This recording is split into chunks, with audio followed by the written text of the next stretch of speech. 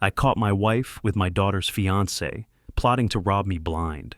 Rage consumed me. I wanted to end it then and there, but my daughter stopped me, her voice trembling. "Dad, don't. It's worse than you think." The next morning, they didn't wake up. Before we continue, please subscribe to the channel and let us know where you are listening in the comments. The steak sizzled against the grill grates, fat dripping onto the coals below. I flipped it with practiced ease, watching the char marks form into perfect crosshatch patterns. August heat radiated off the flagstone patio, even as the sun began its descent toward the McDowell Mountains. My backyard stretched out behind me, pool water catching the golden light, citrus trees casting long shadows across the grass. 6 months married to Beulah, and I still felt grateful every time I looked at this view, this life I'd built. Then Gordon checked his phone again. 5th time in 10 minutes. Maybe 6th. I'd lost count after he dropped it face down on the patio table, nearly knocking over his beer. The boy, 28 years old, technically a man, but he seemed young to me, kept pulling the device from his pocket, glancing at the screen, typing something quick, then shoving it back. His jaw muscle worked like he was chewing something tough. "How do you want yours, Gordon?" I asked, tongs hovering over the ribeyes. "What?" He looked up, startled. "Oh, medium is fine. Whatever you think." Whatever I think. The kind of answer someone gives when they're not actually listening. I studied him while pretending to focus on the meat. Olivia's fiancé had always struck me as decent enough, polite, respectful, said the right things. Personal trainer at some gym downtown, which explained the build, but not much else about his character. They'd been together 3 months. Quick, but Olivia seemed happy, and at 62, I'd learned that happiness was rare enough to celebrate when you found it. Beulah emerged from the house carrying a platter of corn. She moved with that easy grace I'd fallen for. Tall, elegant, her silver-streaked hair pulled back in a twist. She'd come into my life 2 years after my first wife passed, appearing at a coffee shop where I'd been nursing my grief and a lukewarm espresso. 8 months of courtship, then marriage. Sometimes I still couldn't believe my luck. "Steak's almost ready?" she asked, setting down the platter. 5 minutes. I caught Gordon's hand trembling slightly as he accepted a fresh beer from Olivia. Just a quiver, barely noticeable. But I'd spent 40 years reading people across negotiation tables, watching for tells. That tremor meant something. "So," I said, keeping my tone casual as I moved the steaks to indirect heat. "You two thinking about buying a place after the wedding? Real estate's my business, as you know. I'd like to help you kids out. Maybe $50,000 for a down payment.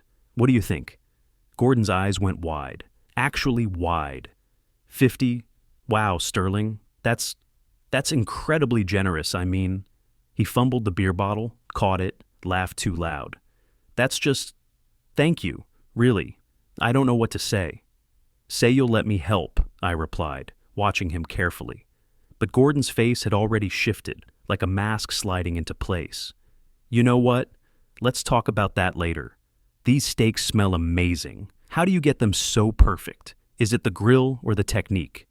The deflection was smooth. Too smooth. 1 second, overwhelming gratitude. The next, desperate subject change. I felt something cold settle in my chest, just beneath my ribs. "Dad, you're going to spoil us," Olivia said, squeezing Gordon's hand. Her face glowed with that particular happiness of someone newly in love, unaware of undercurrents. "Gordon, isn't my father the best?" "The best," Gordon echoed, but his voice sounded hollow. We ate as the sky turned purple, then navy. Conversation flowed, mostly Beulah and Olivia carrying it, talking about wedding flowers and venue options. Gordon contributed little, I contributed less, content to observe. When Olivia excused herself to use the bathroom, I watched Gordon's eyes track her until she disappeared into the house.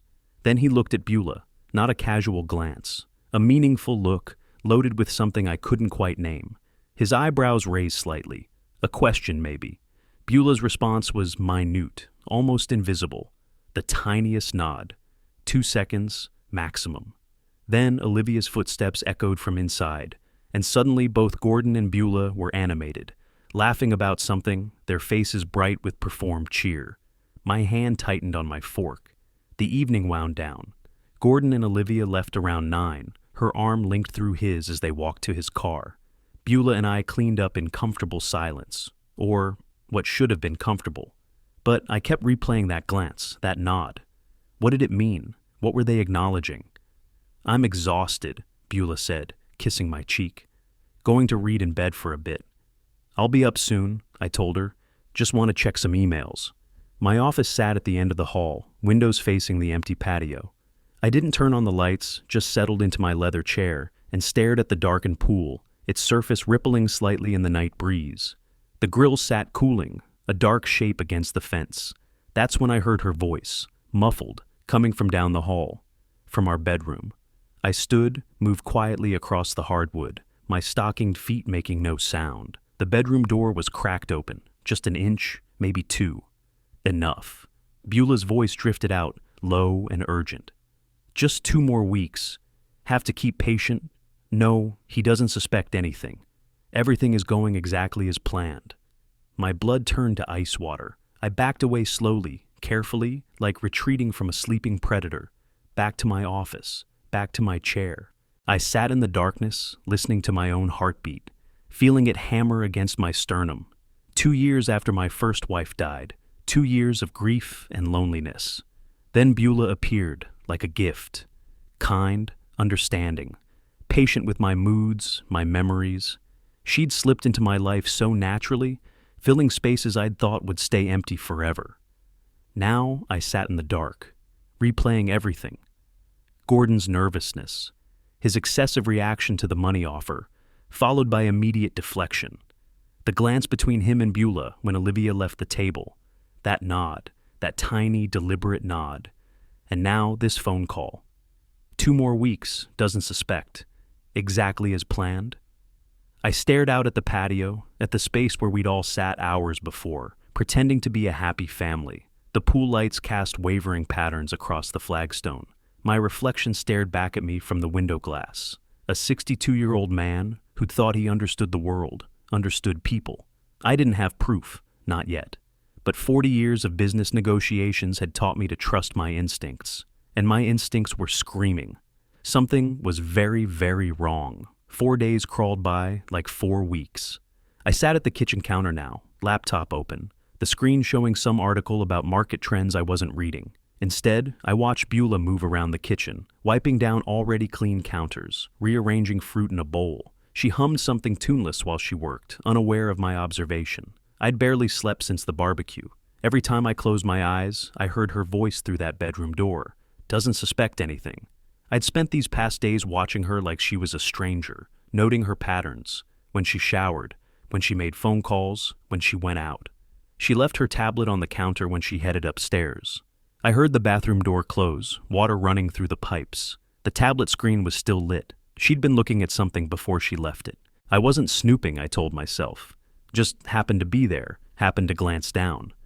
Credit card statement, her account, not our joint one. Charges scrolling down the screen. Most were routine, grocery stores, gas stations, nothing interesting. Then I saw it. Elite Peak Fitness. Every Tuesday and Thursday, going back 7 months. 7. A month before our wedding. 2 months before Gordon supposedly met Olivia. My fingers gripped the counter edge until my knuckles went white. Elite Peak Fitness. That's where Gordon worked, where he still worked, training clients, building bodies, earning his modest salary. Beulah had been going there for 7 months, which meant she knew Gordon before anyone met anyone. The timeline assembled itself in my mind like pieces clicking into place. 8 months ago, Beulah and I met at that coffee shop on Camelback Road. She'd been at the table next to mine, had smiled, commented on my book. We'd talked. She'd been charming, easy to talk to, so easy. 3 months ago, Gordon met Olivia at a different coffee shop near her office. Just walked up and started talking, Olivia had said. Like fate. Nothing was fate. I stepped back from the tablet before Beulah returned, moving to the coffee maker, pouring a cup I didn't want. When she came back downstairs, hair damp, I smiled at her. She smiled back. We were both pretending everything was fine. That evening I called Olivia, kept my voice light. Honey, I was just thinking, how exactly did you and Gordon meet? Tell me that story again. Her voice brightened. The coffee shop story? Dad, you've heard this. Humor your old man. I like hearing about how my daughter fell in love. She laughed, then recounted it. 3 months ago, late April, she'd been at her usual spot, the cafe on Main Street near her advertising firm.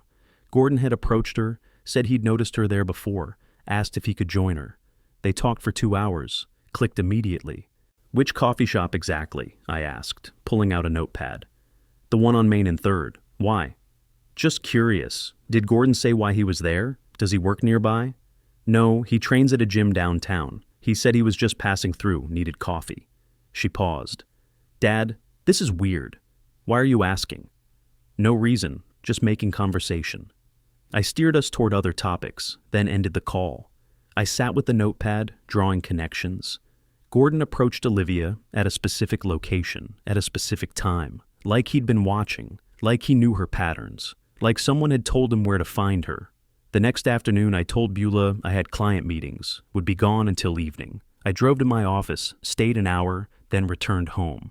My key turned silently in the lock. The house was quiet. Then I heard her voice, low, urgent, coming from the kitchen. I moved through the entryway, footsteps muffled by carpet. Beulah stood with her back to me, phone pressed to her ear. Understand, but we have to stick to the schedule. If we move too fast, he'll... She turned, saw me, went rigid. The phone dropped from her hand. Sterling, you're home early. Her laugh sounded forced. I thought you had meetings all afternoon. Canceled, I said, watching her face. Everything okay? Fine, just talking to my sister, family stuff. She bent to retrieve her phone, wouldn't meet my eyes. Nothing important. I nodded, smiled, walked past her to my office, closed the door, sat in my chair, and breathed slowly through my nose. She didn't have a sister. I'd met her whole family at the wedding, mother, brother, 2 cousins. No sister. The following day, I did it again. Told her I'd be gone, came back early. This time, I found her in my office, my private office, the one I kept locked. She was closing the door behind her as I came down the hall, jumped when she saw me. Beulah! Sterling, I was looking for a book. Thought you might have that cookbook I mentioned. In my office? I know, silly of me. I got confused. She moved past me quickly, headed toward the kitchen. How were your meetings? I tested the office door after she left. Locked. I kept it locked always, had for years. Financial documents, property deeds, contracts. How did she get in? I checked my desk drawers, nothing obviously disturbed, but someone had been there. The papers weren't quite how I left them. That night, after Beulah went to bed, I sat in my office with a legal pad and wrote everything down. Timeline, observations, questions. December, Beulah and I meet. February, we marry. January through present, Beulah goes to Gordon's gym twice weekly. May, Gordon approaches Olivia. August, wedding planned. The pattern was too clean, too deliberate. I considered hiring a private investigator, made it as far as looking up firms on my laptop, but something stopped me. If I brought in outsiders, word might spread. Gordon and Beulah might catch wind. They'd disappear or accelerate whatever they were planning. Besides, I'd built a multi-million-dollar real estate business by reading people, by being patient, by waiting for exactly the right moment to close a deal. I could do this myself. I just needed more information.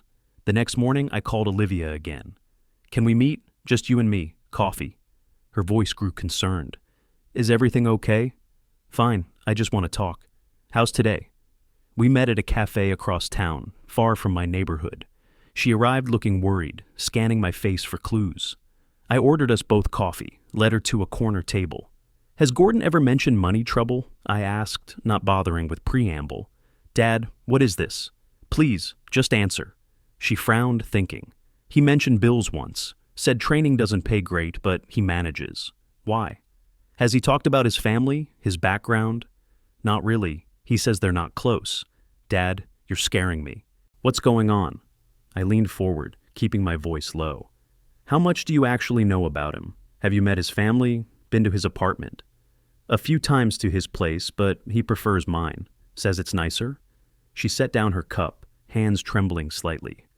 Dad, please, tell me what this is about.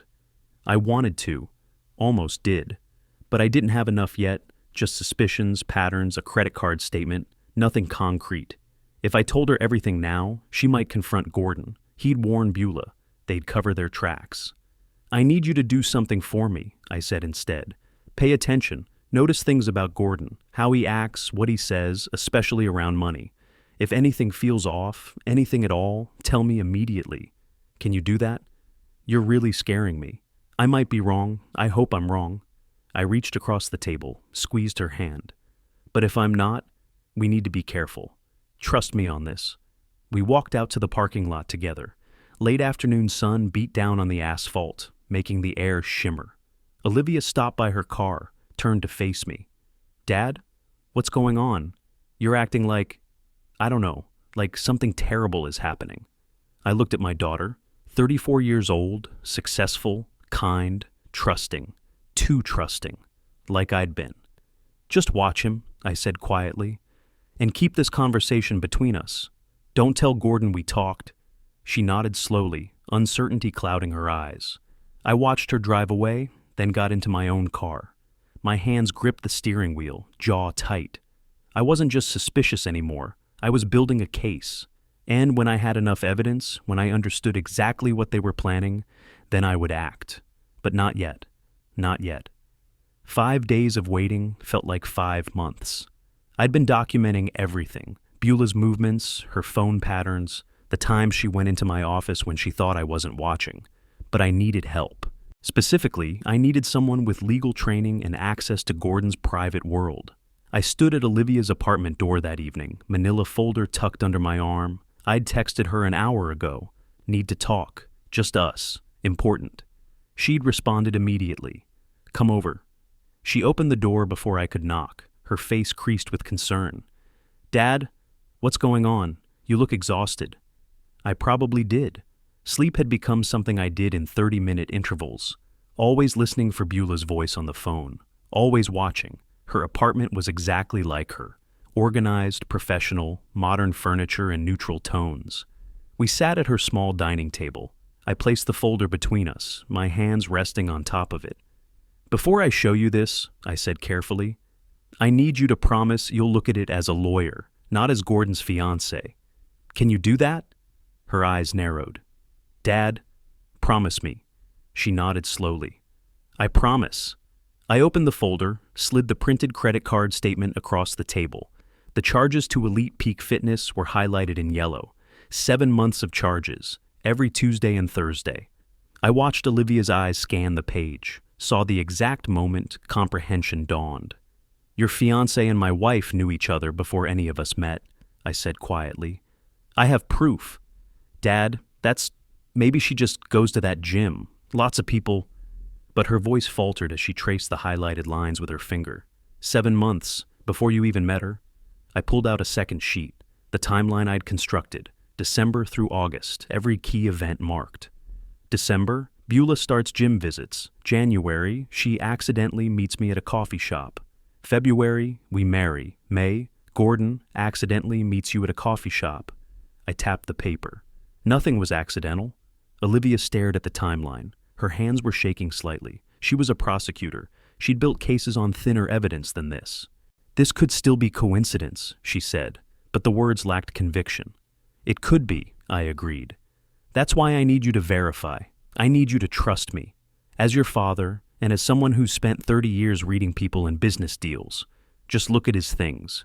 If I'm wrong, I'll apologize, and we never speak of this again. She was silent for a long moment. Then, his gym bag is in my bedroom. He left it here this morning. We walked to her bedroom together. The bag sat on a chair by her closet, black nylon with the gym's logo. Olivia's hands hesitated on the zipper. I stayed by the door, letting her do this herself. She opened it methodically. Workout clothes, protein powder, a towel, nothing unusual. Then she checked the outer pocket. Her face went pale. What is it? She pulled out a folded piece of paper, unfolded it with trembling fingers. It's a debt acknowledgement from a private lender.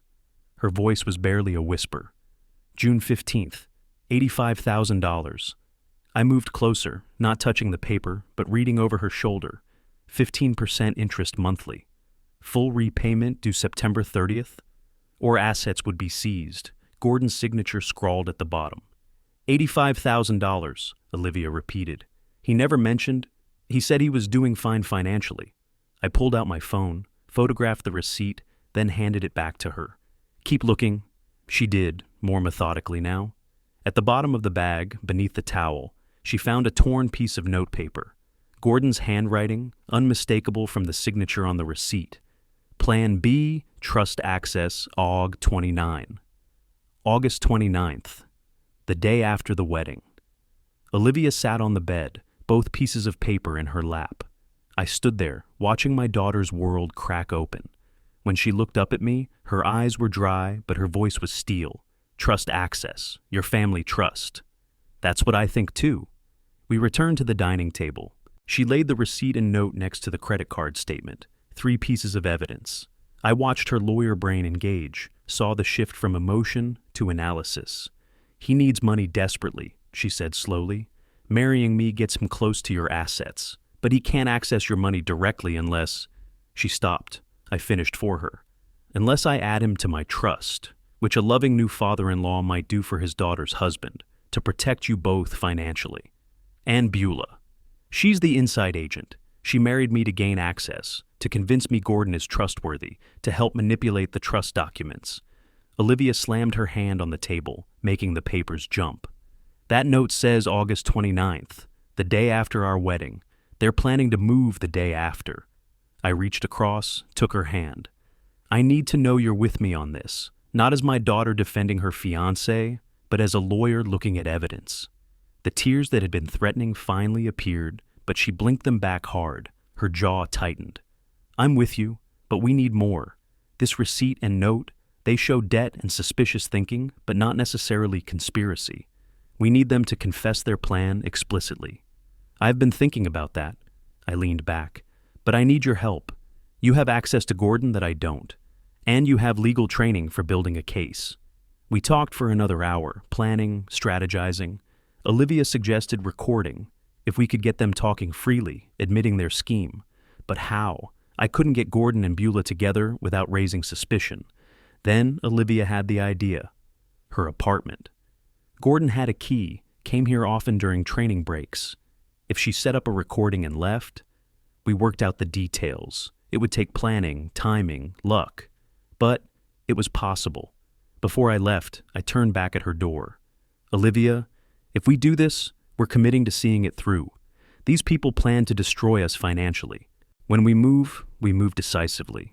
Her response was cold, steady. Nothing like the happy bride from 2 weeks ago. I understand. They chose the wrong family. I nodded once. We'll meet again in 2 days. By then, I'll have a refined plan. I walked to my car, and she closed the door. Through the window, I saw her lean against it, staring at the evidence on her dining table. Her wedding was 16 days away, but she was no longer a naive bride. She was a prosecutor building a case. 6 days of preparation. That's what it took for Olivia to download the recording app, test it in every corner of her apartment, figure out optimal microphone placement, create the perfect opportunity. 6 days of maintaining normal appearances, her going to work, texting Gordon sweet messages, me acting like the devoted husband at home with Beulah. Now it was Thursday morning, August 18th, and Olivia was executing the plan. She stood in her kitchen, checking the recording app one final time. Her hands were steady now. No more shock, only purpose. She knew Gordon's schedule by heart.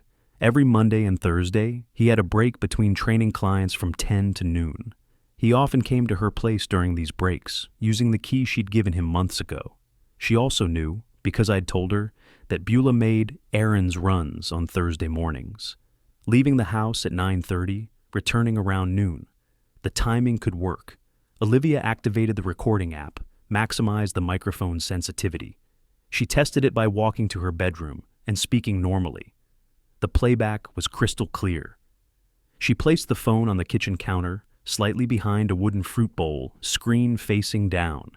It looked forgotten, natural, like she'd set it there and walked away.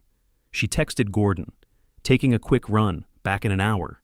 You can use your key if you stop by. Then she sent a casual text to Beulah about being out all morning at the gym. The trap was set. Olivia left her apartment, took the elevator to the parking garage, and sat in her car. Engine off, eyes on the building entrance. She didn't have to wait long. 20 minutes later, Gordon's truck pulled into the lot. She watched him park, grab his gym bag, head inside using his key. Her heart hammered, but she stayed motionless. 15 minutes after that, Beulah's white sedan appeared. Olivia's breath caught. Beulah stepped out, glanced around the parking lot briefly, then walked toward the entrance with purpose. They were meeting in her apartment. Thinking they were alone and safe, Olivia checked her watch. She'd give them 30 minutes, enough time to talk, to feel comfortable, to say what they really thought. She waited, fingers tight on the steering wheel, watching the building like a predator studying prey. 35 minutes crawled by. Then 45. Finally, Gordon emerged first, walking quickly to his truck. 20 minutes later, Beulah followed, her expression satisfied. Olivia waited until both cars were gone before returning to her apartment. Inside, everything looked untouched, but Beulah's perfume hung faint in the air, something floral and expensive. Olivia went straight to the kitchen counter. Her phone was exactly where she'd left it, screen still down. She picked it up with shaking hands. The recording app showed 52 minutes captured. Her finger hovered over the playback button, then stopped. She couldn't listen alone. She needed her father to hear this with her, needed to see his face when he learned what his wife truly thought of him. She texted me, "I have it, everything, come to your house in 1 hour. Bring your lawyer if possible." I responded immediately. On my way, just us first. The drive to my house felt endless. Olivia kept the phone in her purse, refusing to listen. When she arrived, I was waiting in my home office, door closed. Beulah was out, some shopping trip she'd mentioned that morning. Olivia sat across from my desk. She placed her phone between us like evidence at trial. 52 minutes, she said. They met at my apartment this morning, said everything. My face was unreadable. Play it. The recording began. Gordon's voice came first, slightly muffled but clear. She's out for an hour. We're good. Beulah's voice, closer to the phone, presumably sitting at the kitchen counter. You sure she doesn't suspect anything? She's completely clueless, still planning the wedding like nothing's wrong. It's almost too easy. I watched my hands grip the desk edge, kept my face neutral, kept listening.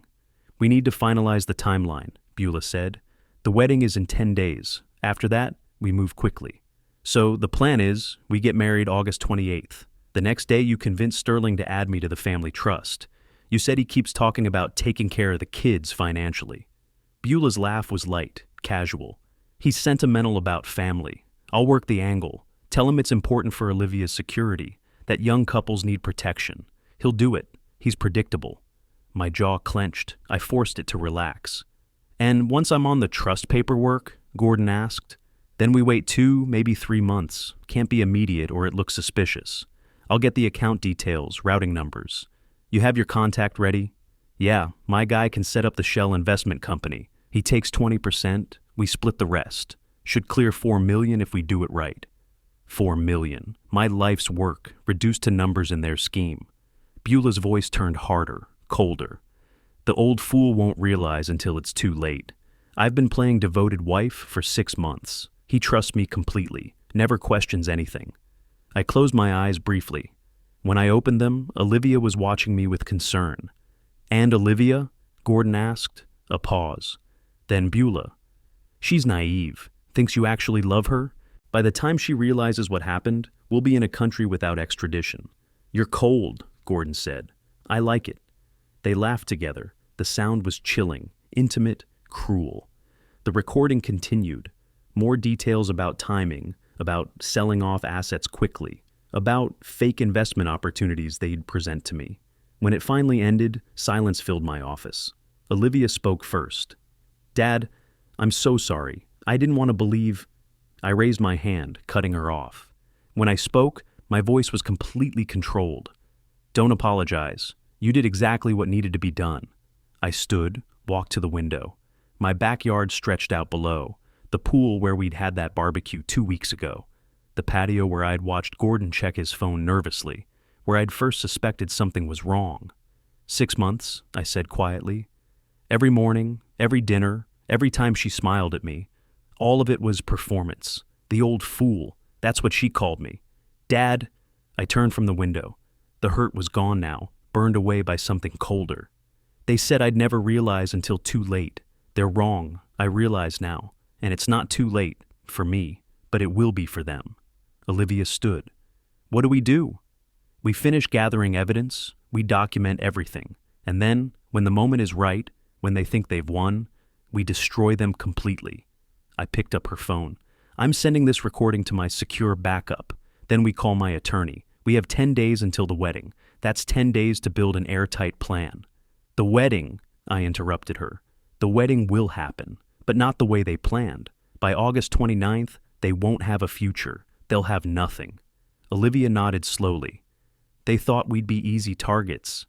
They thought they chose an old man blinded by loneliness and a young woman blinded by love.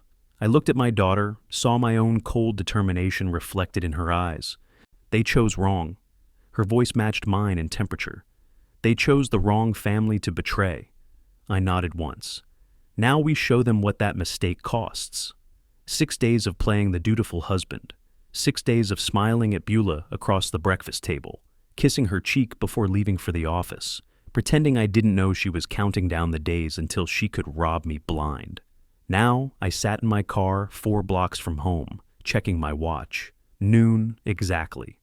I'd told Beulah this morning I'd be in meetings until evening. She'd smiled, said she'd use the time to catch up on errands. I'd driven away, circled back, and parked here 20 minutes ago.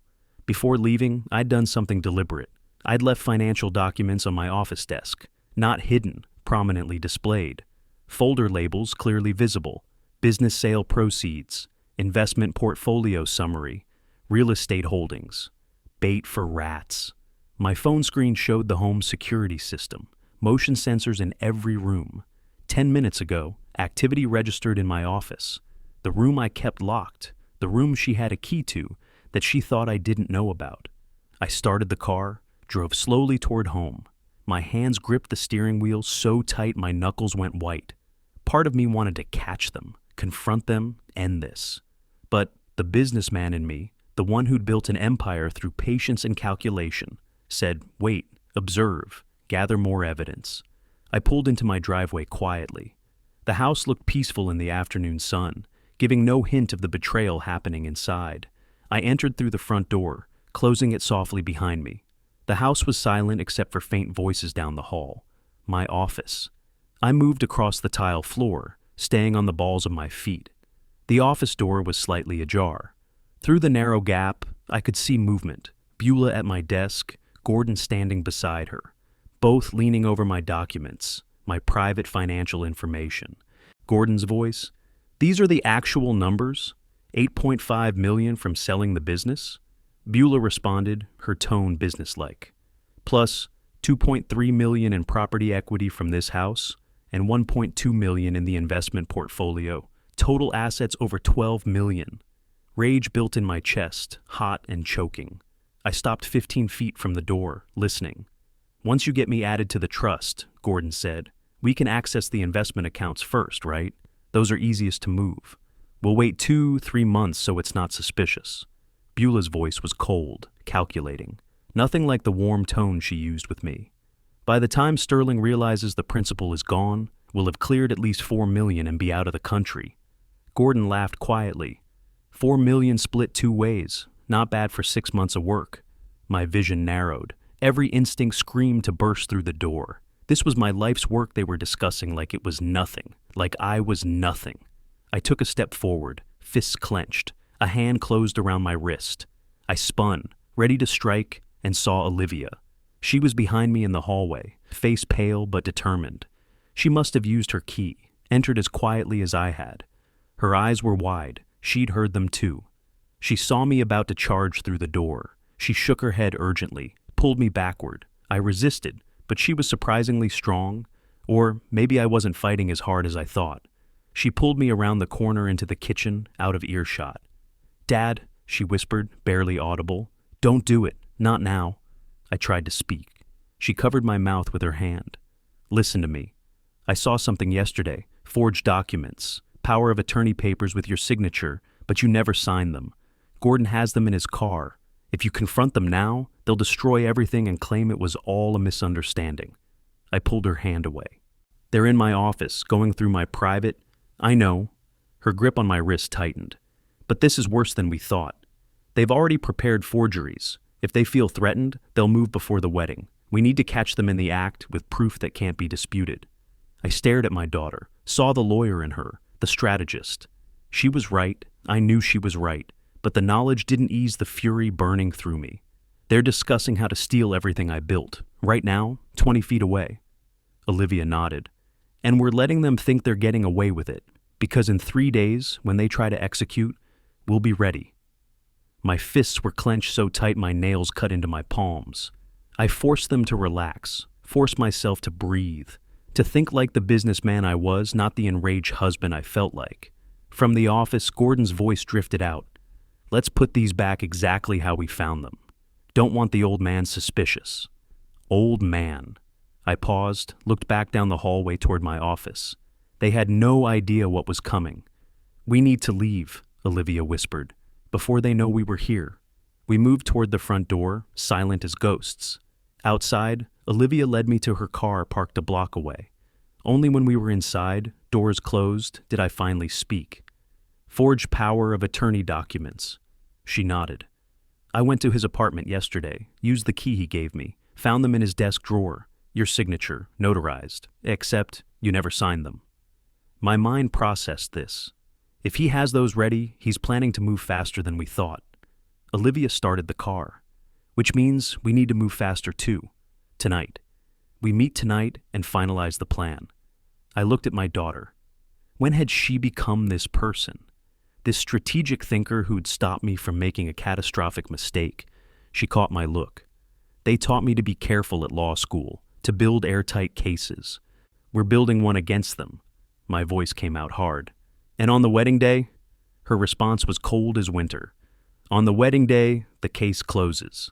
We sat there for a moment, the weight of what we'd witnessed settling over us. Finally, I spoke.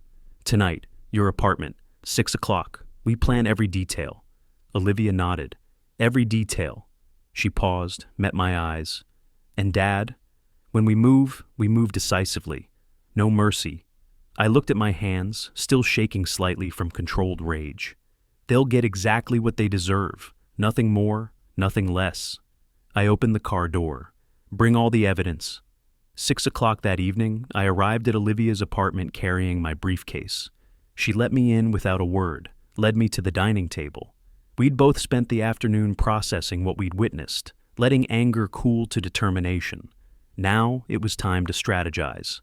I opened the briefcase, spread everything across her table, printed transcripts of the recording, photos of credit card statements, images of the debt receipt, notes about the forged documents. Olivia sat across from me, legal pad in hand. Okay, she began, voice steady and professional. Let's outline what we know and what we can prove. She wrote as she spoke. Conspiracy timeline, recording evidence, forged documents, financial motivation. I added details, the specific amounts they'd discussed today, their 2 to 3 month waiting strategy, the shell company plan. Olivia tapped her pen on the pad. Here's the problem. If we simply expose them and break up, they could sue us for defamation. They haven't technically committed a crime yet. Conspiracy to commit fraud is hard to prove without actual action. My jaw tightened. So we let them try? She shook her head. No. We stopped them from ever being able to try. But we need legal guidance. We need Marcus. I pulled out my phone, called Marcus Reed. My attorney for 15 years, he knew when a call was urgent. I kept it brief. Marcus, I need to see you first thing tomorrow. Bring everything you know about Arizona divorce law and fraud prevention. My office, 8 a.m., he replied without hesitation. We hung up. Olivia watched me carefully. You're really going to end the marriage? It wasn't a question. There's no marriage to end, I said flatly. There never was. She married a bank account, not a man. Olivia wrote on her pad, divorce filing, fraud evidence, asset protection. Then she looked up. And Gordon? The wedding? I met her eyes. What do you want to do? She'd been so focused on protecting me, she hadn't processed her own situation. I don't want to marry him. Her voice was quiet at first, then stronger. I don't want him anywhere near me or our family. We spent the next 2 hours building a timeline. Olivia, in full attorney mode, mapped legal steps, divorce filing, restraining orders if needed, asset transfers to protected accounts. I focused on financial defense, moving money to accounts only I controlled, changing passwords, revoking any access Beulah might have. We move on the wedding day, Olivia said. They'll be relaxed, thinking they've won. We hit them when they're not expecting it. I considered this. August 28th, that's when they plan to start executing.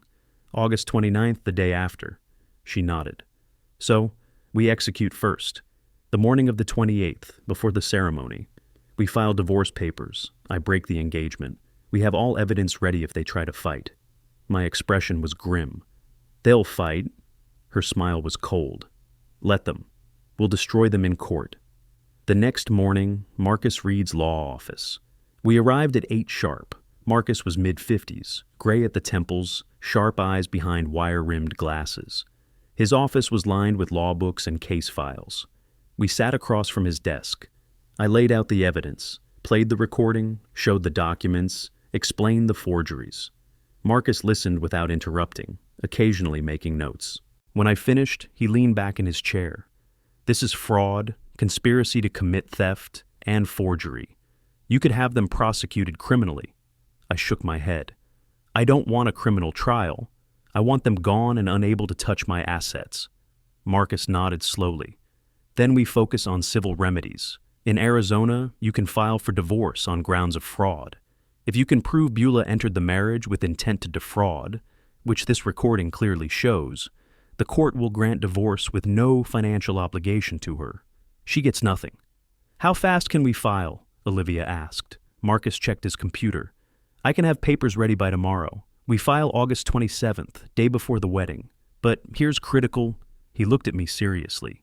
You need to secure your assets before filing. The moment she's served papers, she might try to access accounts, move money, anything. He outlined the steps. Transfer all liquid assets to new accounts at a different bank. Accounts only in my name with new security. Change passwords on existing accounts, but leave small amounts, enough to look real, not enough to matter if stolen. Inform investment managers that only I could authorize transfers. Essentially, Marcus said, you're building a honeypot. Leave a little bait visible, but the real assets are protected. I nodded. I can do that today. For Olivia and Gordon, Marcus continued, you're not married, so legally he has no claim to anything. Breaking an engagement isn't a legal matter. Olivia spoke up. He has forged power of attorney documents with my father's signature. What if he tries to use them? Marcus's expression darkened. That's felony forgery. If he tries, you call the police immediately. But better, I'll draft a letter today to all of Sterling's financial institutions explicitly revoking any and all powers of attorney, real or forged. He won't be able to use those documents anywhere. I leaned forward. Marcus, I need this to happen fast. All of it. One day. He raised an eyebrow. You want to file for divorce, secure all assets, revoke all access, and prepare for potential forgery attempts. In one day? They're planning to make their move August 29th, I said, my voice steel. If we move slowly, they'll sense it and jump early. We need to hit them so fast they don't have time to react. Marcus considered this, then nodded slowly. It's aggressive, but possible. We coordinate everything for August 28th, the wedding day. File divorce papers that morning. Asset transfers happen simultaneously. Legal notifications go out to all institutions at once. By the time they realize what's happening, all doors are closed. And I'll break the engagement that same morning, Olivia added. Tell Gordon it's over before the ceremony. I looked between them. So we do it. August 28th, everything at once. Marcus picked up his phone. I'll need today and tomorrow to prepare documents and coordinate with banks. But yes, we can do this. The meeting concluded. Marcus walked us to his door. Sterling, Olivia, this will be painful. Even though you know the truth, executing something like this is emotionally difficult. Are you both certain? Completely certain, I said without hesitation. Olivia nodded. They made their choice. Now we're making ours. Marcus shook both our hands. Then I'll have everything ready. Plan to meet here at 7 a.m. on August 28th. We'll finalize the documents, file them electronically at exactly 8 o'clock, and by 9, this will be over. Outside in the parking lot, Olivia and I stood by our cars. The sun was bright, the day ordinary. In 3 days, everything would change. 3 days, I said. We play normal until then. Olivia nodded. I'll smile at the dress fitting tomorrow. I'll pretend everything is perfect. My voice dropped.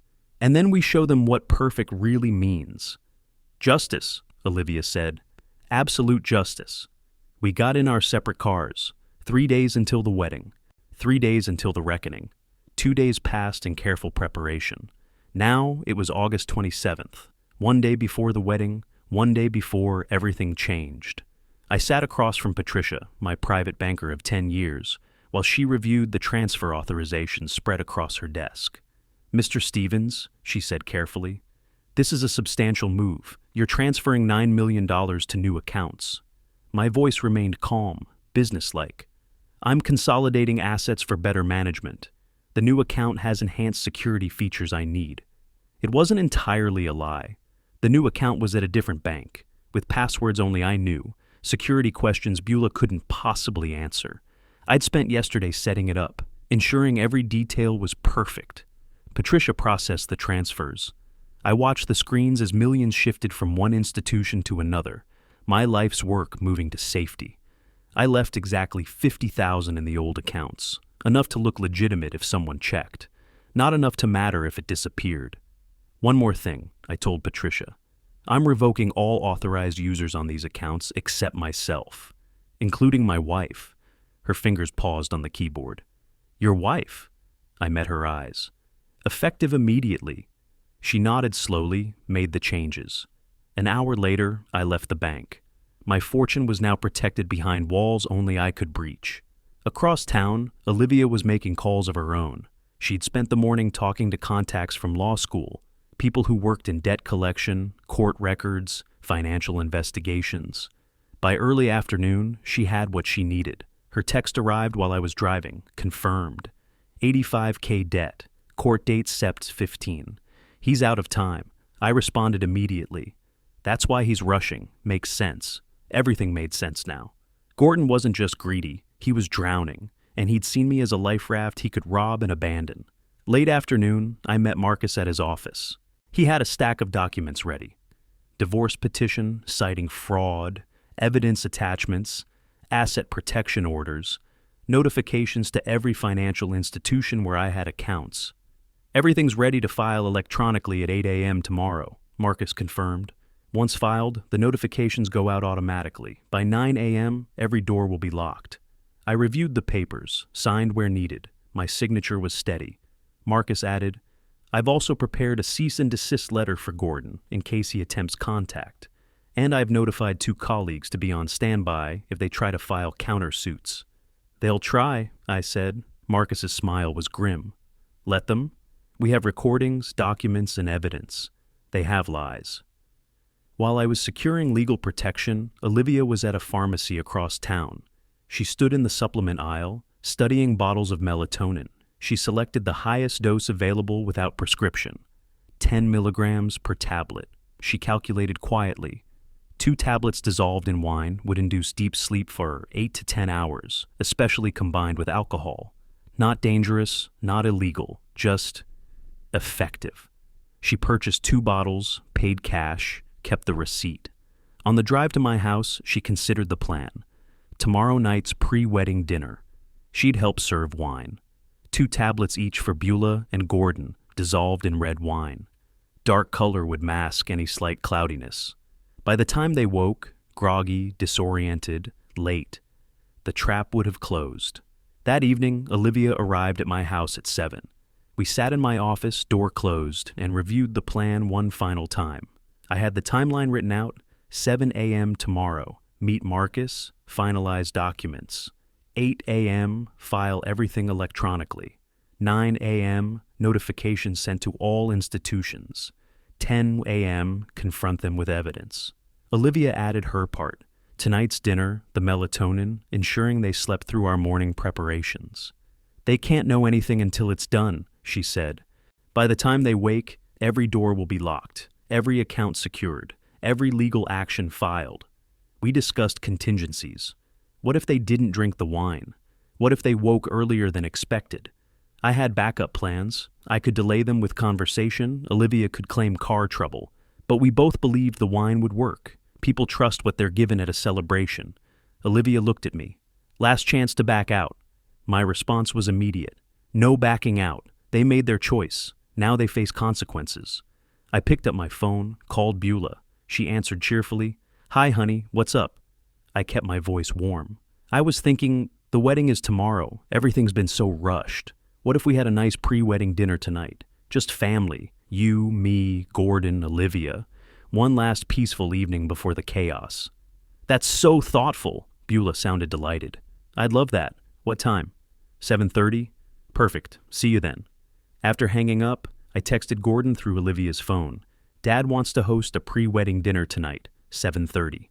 Can you make it? Gordon's reply came within minutes. Absolutely. Thanks for including me. See you tonight. I handed the phone back to Olivia. They're coming. Her voice was flat. Of course they are. Free food, free wine, and an opportunity to play happy family one more time before they rob us blind. By evening, my kitchen was ready. Good steaks, salad, expensive wine. The kind people don't question drinking generously. Olivia arrived at 6:30 to help. She brought the melatonin in her purse. We didn't discuss it directly, but I saw her slip the bottles into the kitchen drawer. I set out 4 wine glasses. 2 were slightly different from the others, same style, but Olivia would know which ones were which. She'd pour wine for everyone, but only 2 glasses would have the addition. I checked the guest house. Fresh linens, comfortable bed, everything ready for guests who'd sleep very soundly. When I returned to the main house, Olivia was setting the table. Neither of us spoke. There was nothing left to say. Tonight, we'd play our roles one last time. Tomorrow, the performance ended. 30 minutes before guests arrived, Olivia and I stood in the kitchen. The table was set. The wine was ready. You don't have to do this, I told her. I can handle it alone. She shook her head. We do this together. They betrayed both of us. I nodded once. Then we finish it together. The doorbell would ring soon. The last act was beginning. I straightened my shirt, put on a smile I didn't feel. Olivia did the same.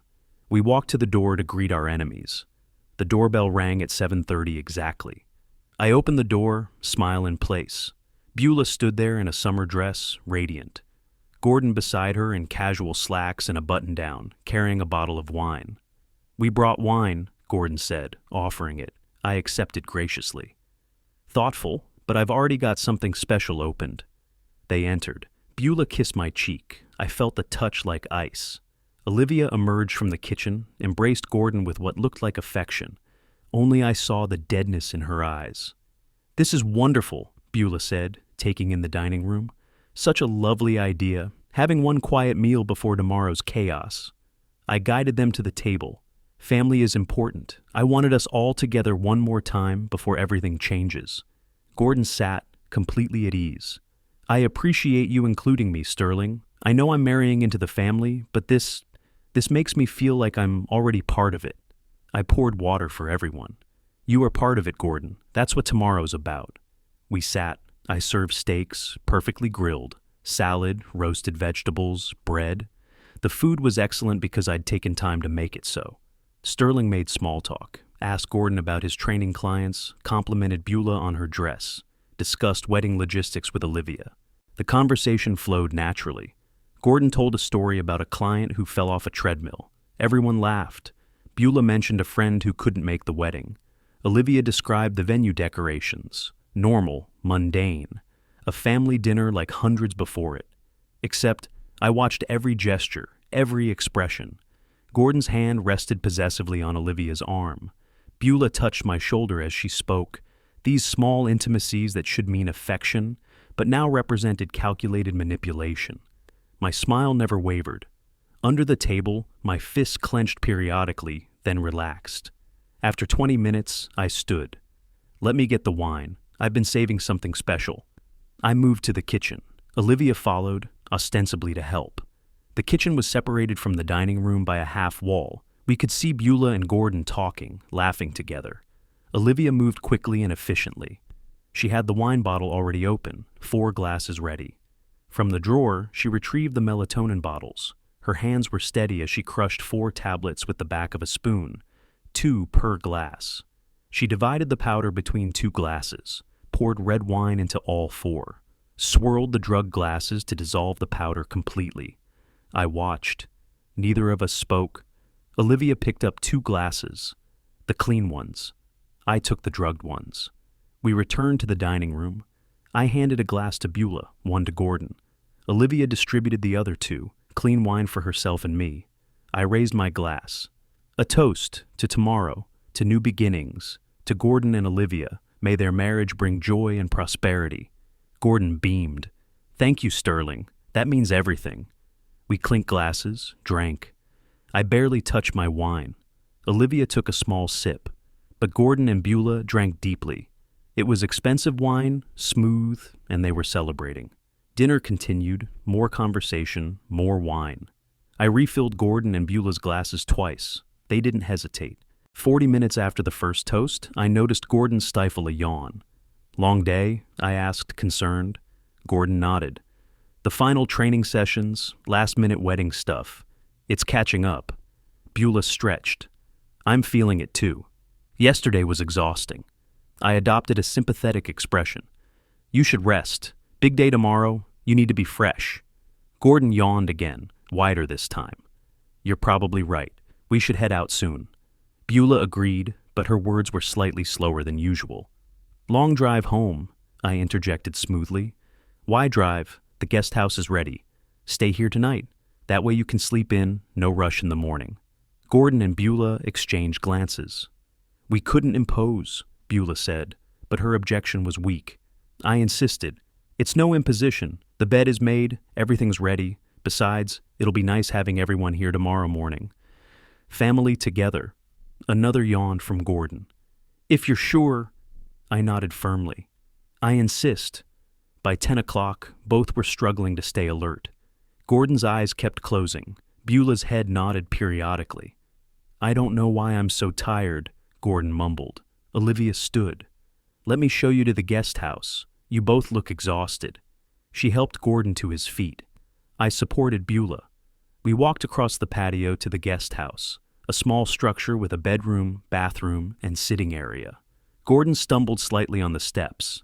Inside, Beulah sat heavily on the bed. Sorry, she said to me. I don't usually get this tired. My voice was gentle. It's been a stressful week. Rest. We'll see you in the morning. Gordon was already lying down, shoes still on. Olivia removed them, covered him with a blanket. Within minutes, both were unconscious. I stood in the doorway, watching them sleep. The room was silent except for deep, steady breathing. I stepped outside, closed the door softly. Olivia followed. Back in the main house, we waited an hour. At 11 o'clock, we returned to the guest house. I opened the door carefully. No response. I turned on a light. Gordon and Beulah hadn't moved. I approached Gordon, clapped my hands near his face. Nothing. I pulled out my phone, called Gordon's number. The phone on the nightstand rang loudly. Gordon didn't stir. I ended the call. They're completely out. Olivia checked Beulah's pulse, strong and steady. The melatonin worked. They'll sleep until mid-morning at least. I looked at my watch. We have until 10 or 11 before they wake, maybe later. Olivia's voice was a whisper. So we start at 7, 3 to 4 hours to execute everything before they're conscious. I nodded. We left the guest house, locked the door from outside. An unnecessary precaution. Neither occupant was waking soon. Back in the main house, we stood in the kitchen where we drugged the wine hours earlier. The dinner dishes were still on the table. Tomorrow, none of this would matter. Get some sleep, I told Olivia. Tomorrow is a long day. She shook her head. I won't sleep. Too much adrenaline. I understood. I wouldn't sleep either. Instead, we sat in my office reviewing the plan one more time. Every document was ready. Every account was protected. Every person who needed to be contacted had been notified. At 2 a.m, Olivia finally closed her eyes on my office couch. I sat at my desk, watching the clock. 5 hours until it began. 5 hours until Gordon and Beulah woke to a world where they had nothing.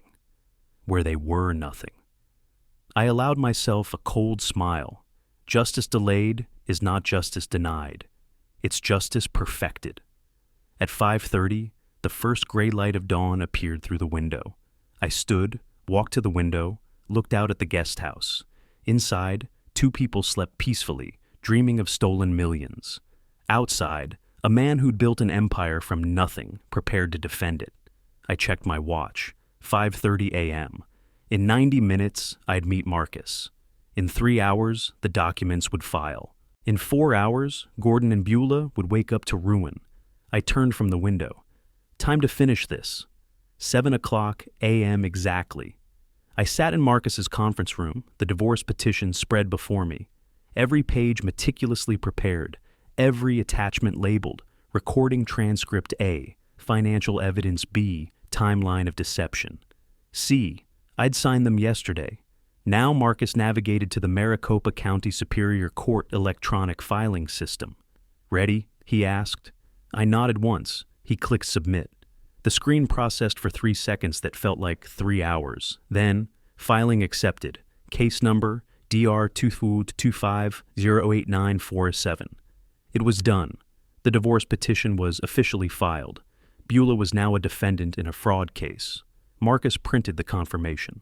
Notification emails go out automatically within 30 minutes. Beulah will be served electronically by 8 o'clock. I checked my watch. 7:03 a.m. 300 yards away, in my guest house, Beulah slept on, dreaming of stolen millions. She had no idea she'd already lost. Olivia's turn. She opened her laptop, pulled up a drafted email. Recipient, Gordon Fletcher. Subject, engagement terminated, legal notice.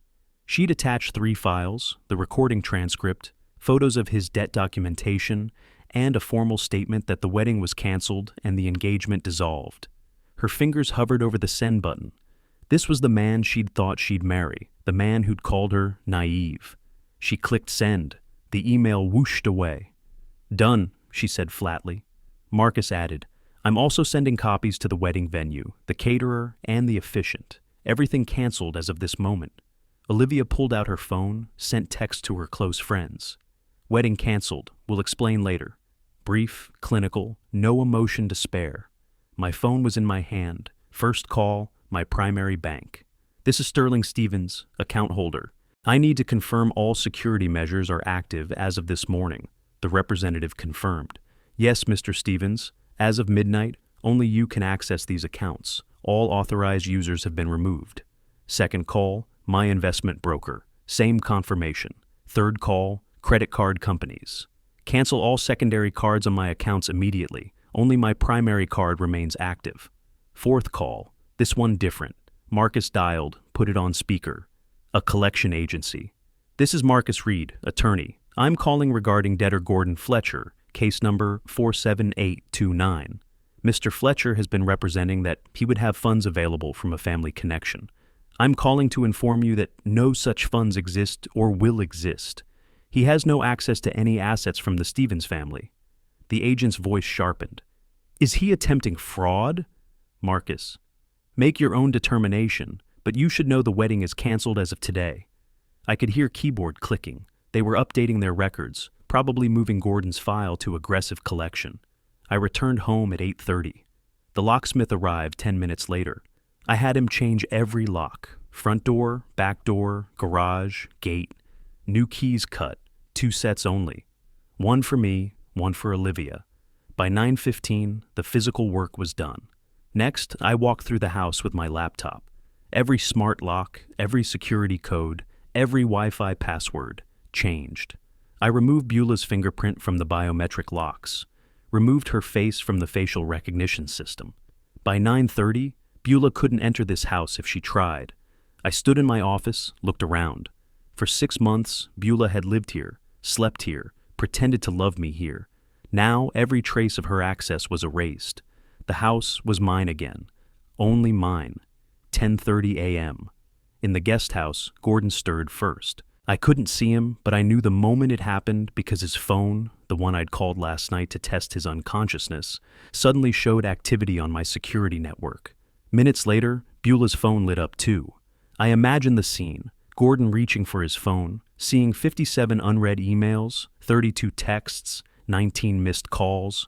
Opening that first email from Olivia, engagement terminated, legal notice. Beulah grabbing her phone, seeing the notification from Maricopa County Superior Court. You have been served with divorce petition DR225-08947. I watch my security cameras. The guest house door burst open. Gordon and Beulah stumbled out, still in yesterday's clothes, phones clutched in their hands. They rushed to the main house. Gordon tried his key in the front door. Didn't fit. He pounded on the door. "Sterling, Olivia, open up." I sat calmly in the living room, coffee cup in hand. Olivia beside me. We could hear him shouting. He circled to the back door, also locked. He peered through the window, saw us sitting there, pounded on the glass. I finally stood, walked to the back door, opened it. My face was cold, empty. "Come in, we've been expecting you." Gordon and Beulah stumbled inside, both disheveled, panicked, their phones still clutched like lifelines. I gestured to the living room. "Please, sit." My voice was polite, host calm, which somehow made it worse. They didn't sit. "What did you do?" Beulah's voice was shrill. "What did you do to my accounts?" I didn't answer yet. I walked to the coffee table, picked up a folder, opened it slowly. Inside, printed transcripts, financial records, photographs, everything. I set it back down. "I think you know what I did. The question is, what did you think you were doing?" Gordon tried to bluster. "This is insane. You can't just—" I raised my hand. "Sit down, both of you." Something in my voice made them obey. They sank onto the couch. I remained standing.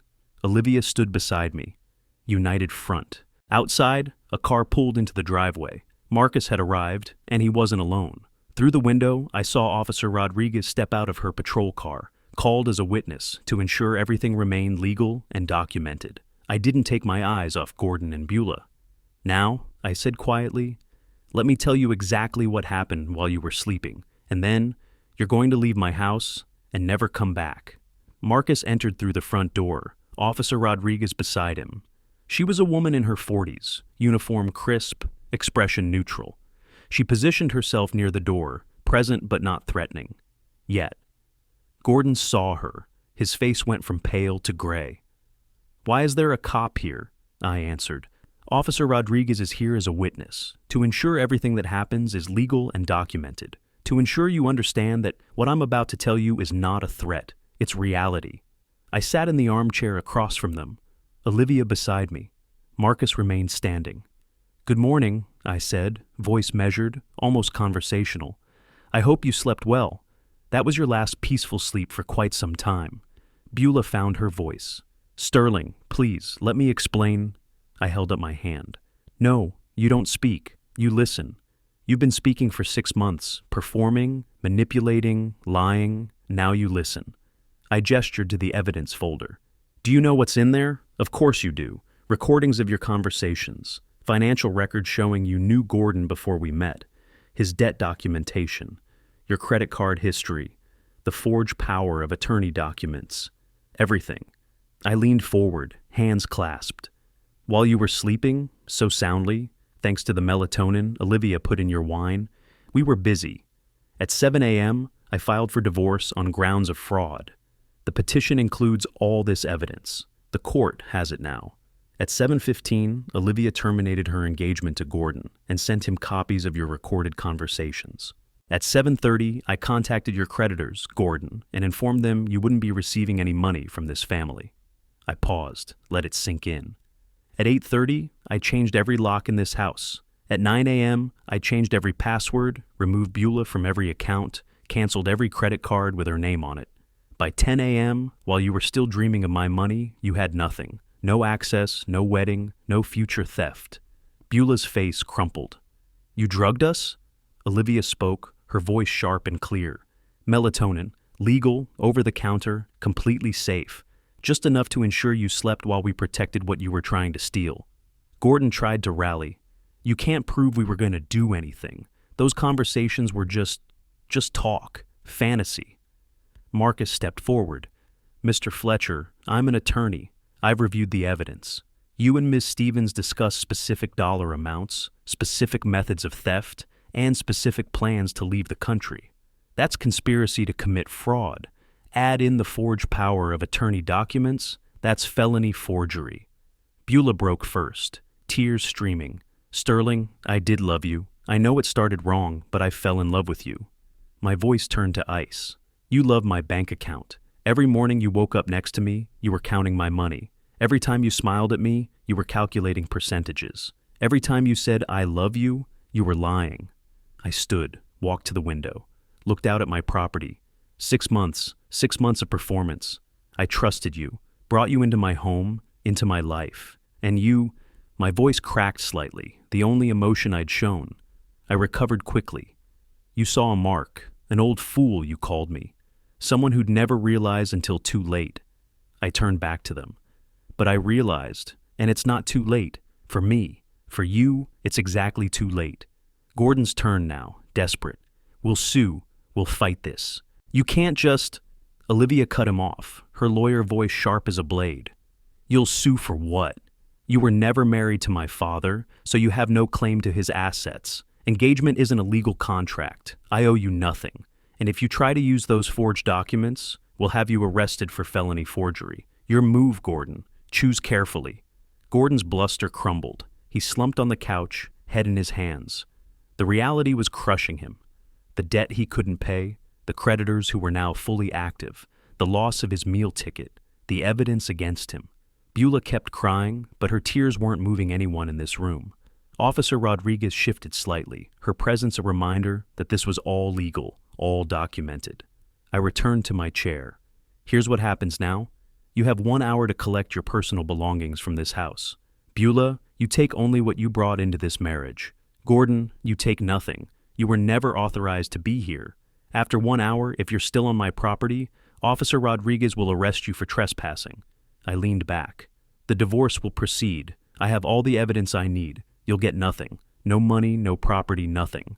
Gordon, your creditors know you're bankrupt. They'll pursue you legally. That's not my concern." Marcus added, "And if either of you attempt to contact Mr. Stevens or Ms. Stevens after today, we'll file restraining orders and pursue harassment charges." I delivered my final words. "You chose to target us. You chose to lie and manipulate and steal. Now you face the consequences. Justice isn't always delivered by courts. Sometimes you have to create it yourself." The hour passed in heavy silence.